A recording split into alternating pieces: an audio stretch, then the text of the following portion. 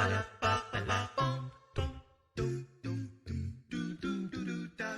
dari awal ceritanya ini. Padahal dari tadi misalnya record nanti di-cut. Oke. Assalamualaikum warahmatullahi wabarakatuh. Teman-teman, ini adalah kick off podcast pertama saya dan kita akan berbicara banyak tentang what actually happened in our country dari segi ekonomi, sosial, politik. Dan tamu pertama saya kali ini adalah teman kecil saya, namanya Kak Akbar Nurdin. Saya sudah dari saya dari SD berteman dengan dia. Dan dia akan menemani saya berbincang, sharing ilmu, sharing pengetahuan tentang bagaimana sih sebenarnya dampak COVID-19 terhadap sektor ketenagakerjaan. Jadi kita akan berbicara tentang buruh, kita berbicara tentang tenaga kerja yang banyak dirumahkan akibat pandemi COVID-19 ini. Om Akbar, apa kabar sekarang? Ini lagi di Jakarta ini dia. Tidak mudik. Ya, sekarang tidak boleh mudik. Tidak boleh mudik. Sudah mengeluarkan.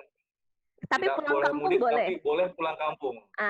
Ini terminologi yang mungkin bagi sebagian besar orang sama. Tapi kalau misalnya kita mau melirik kembali kepada kondisi sebelumnya, kita kan sempat bicara nih, pulang kampung tuh beda sama mudik ya. Betul Sekali. Kalau kita bicara tentang krisis sebelumnya, tahun 97, 98, 2008 tuh boleh pulang kampung kan, Om Akbar? Boleh. Boleh pulang kampung. Tapi kalau sekarang tidak boleh mudik, boleh pulang kampung. Karena nggak boleh. Iya. Oke tapi dibolehkan sama presiden. Ya, kalau itu dibolehkan ya boleh-boleh aja. Tapi mungkin kalau itu bukan kapasitas saya untuk menjelaskan, saya sih tidak terlalu ahli tentang itu.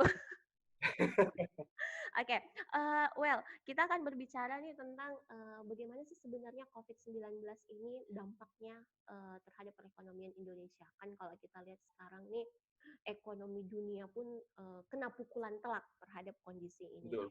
Cina, Amerika, kemudian negara-negara besar pun mengalami penurunan pertumbuhan perekonomian. Jadi Indonesia yang notabene kita belum sebesar dan semapan negara-negara seperti Amerika, China, dan beberapa negara-negara yang ada di Eropa, pasti juga mendapatkan pukulan yang cukup besar terhadap hal ini.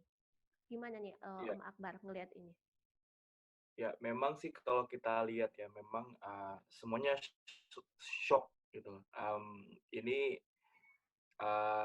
we cannot predict tiba-tiba aja seperti ini, dan hampir di semua negara, baik itu negara maju, negara berkembang, ataupun negara miskin, semuanya kena, semua terdampak. Karena kan ya sebagaimana yang kita tahu bahwa kita ada di lingkaran perekonomian dunia, jadi kita ada di global chain, circle yang saling berkaitan di dunia. Apalagi kita tahu bahwa Indonesia berada pada negara yang mungkin ada di circle yang lumayan besar juga. Ada hampir berapa juta yang akhirnya sekarang terkena PHK. Ada banyak jenis usaha yang sekarang lagi memasuki fase bangkrut-bangkrutnya atau penurunan, sampai yang terakhir kalau kita bisa lihat harga minyak dunia sampai minus $30 per barel. Bayangkan sebuah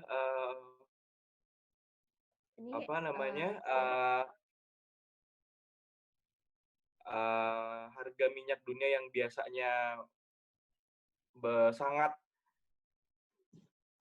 mahal, misalnya lagi di perdagangan, tiba-tiba sekarang karena semuanya orang dianjurkan untuk stay at home, berarti otomatis transportasi juga tidak begitu tidak begitu berkembang, sehingga BBM atau minyak baik itu yang mengalami penurunan ya. Mengalami penurunan. Sedangkan kemarin kalau misalnya kita lihat sempat bersih tegang sebenarnya antara, kalau misalnya Jana mungkin bisa lebih elaborate nanti, Arab Saudi tetap ngotot dan beberapa negara-negara penghasil minyak itu tetap ngotot ingin mempertahankan produksi, tapi akhirnya ternyata yang ditakutkan akan terjadi yaitu adalah oversupply, sedangkan demand-nya nggak ada Iya, sama betul sekali. sekali. Oversupply dan akhirnya mulai mereka menurunkan. Itu juga nanti bisa ditarik beberapa negara yang menganut skema pasar bebas terhadap harga minyak sudah menurunkan semua harga minyaknya kan. Iya, Tapi kita iya. dilihat di Indonesia ini belum ada tanda-tanda penurunan harga minyak sehingga tapi menurut saya pribadi kalau misalnya Indonesia mau ikut-ikutan tren menurunkan harga minyak ini bisa jadi bumerang sendiri nanti ke depannya. Ketika mungkin kita hitung setahun 2 tahun ke depan ekonomi sudah mulai membaik, harga minyak kemarin naik, kalau kita ikut mekanisme pasar, berarti kan kita harus tetap menaikkan minyak, harga Mhm. minyak BBM kan, itu ongkos politiknya bisa lebih lebih tinggi.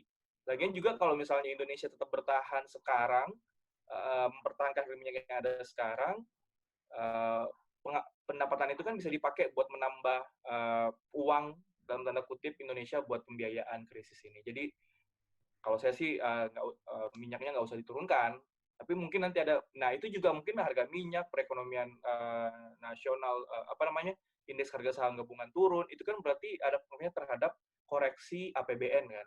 Iya. Karena waktu kita menyusun APBN pada 2019, asumsi-asumsi harga minyak tentang indeks harga saham kan itu sangat berpengaruh terhadap pengambilan kebijakan sampai sekarang. Iya, Itu betul akan nanti sekali, ada Akbar. koreksi.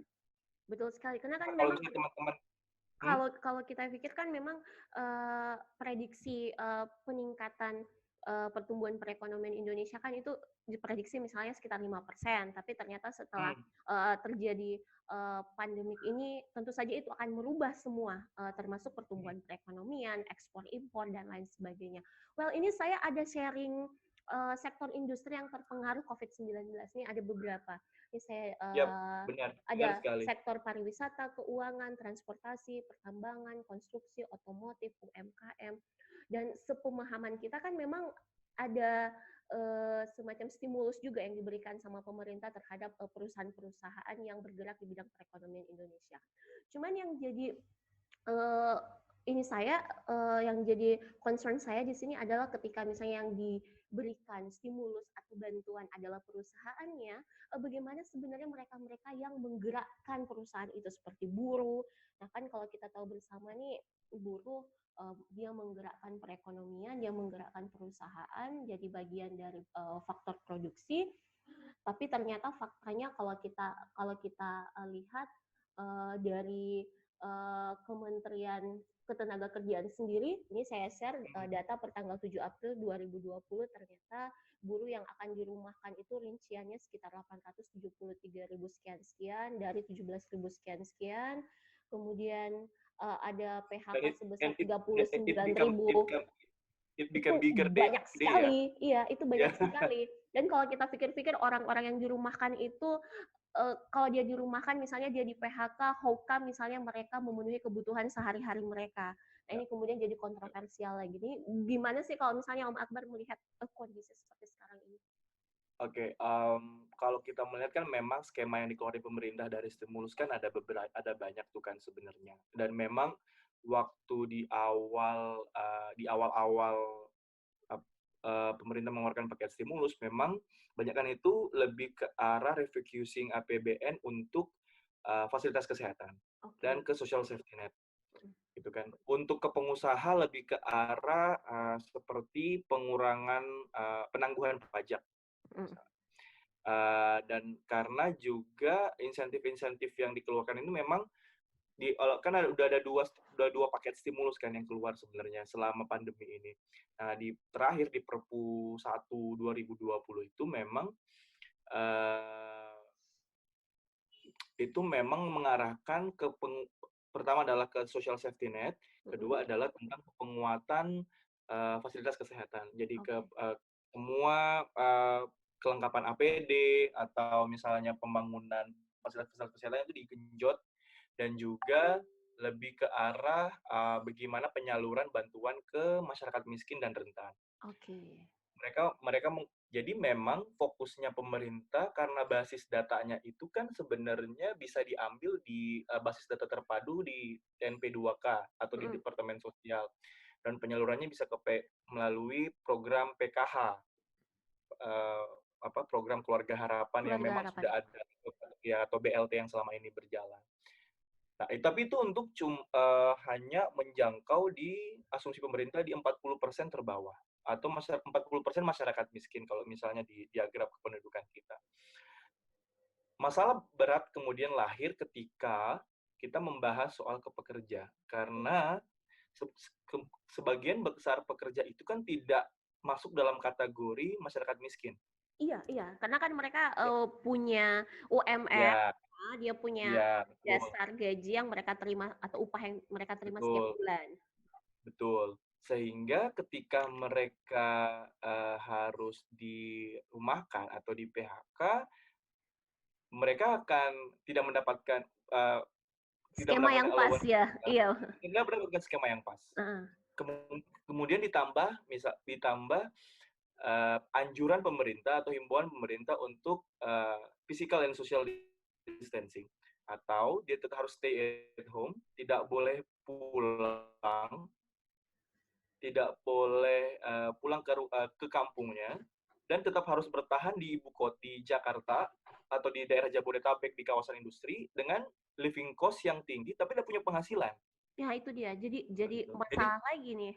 masalah lagi kan, itu masalah besar untuk yang dihadapi oleh untuk kelompok pekerja. Hmm.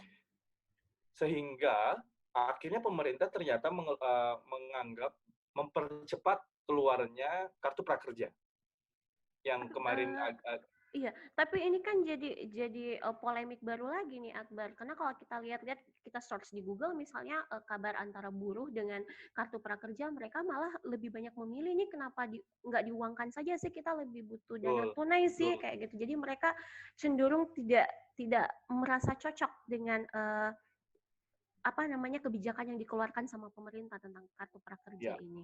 Karena memang sebenarnya kan kartu prakerja ini kan inilah janji kampanye Pak Presiden pada saat Iya iya, 2019. betul betul sekali. Sehingga memang kartu prakerja ini kalau kita mau sebut ini sama dengan skema jaminan pengangguran yang ada di beberapa negara. Oke, iya betul sekali ya memang. Sehingga ketika dia ditempatkan untuk penanggulangan COVID itu agak menurut saya sangat, sangat tidak pas gitu loh dengan penggunaan program ini. Karena ketika karena skema kalau kita lihat ini skema antara kartu prakerja itu kan orang akan mendapatkan pelatihan ketika dia belum terserap ke pasar tenaga kerja, Iya, betul. mendapatkan insentif per bulan untuk pembiayaan dan mendapatkan pelatihan. Ketika orang mengalami PHK sekarang, kan mereka harus di rumah, tidak berpenghasilan, dan eh, dan kalau misalnya skema kartu prakerja kan dia harus ikut pelatihan dan pelatihannya online, bayangkan. Pelatihannya online, mereka harus pelatihannya sejumlah 1 juta, terus mereka mendapatkan 600.000 per bulan, Mm-mm. 600.000 selama 3 bulan, dan mendapatkan biaya survei. Dan pelatihannya itu hanya bisa diakses by online.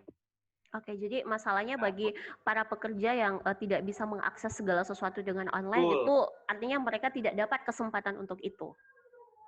betul, dan mereka cuma mendapatkan 600.000 per bulan. Bayangkan uang 600.000 tinggal di daerah Jakarta, itu cukup atau tidak?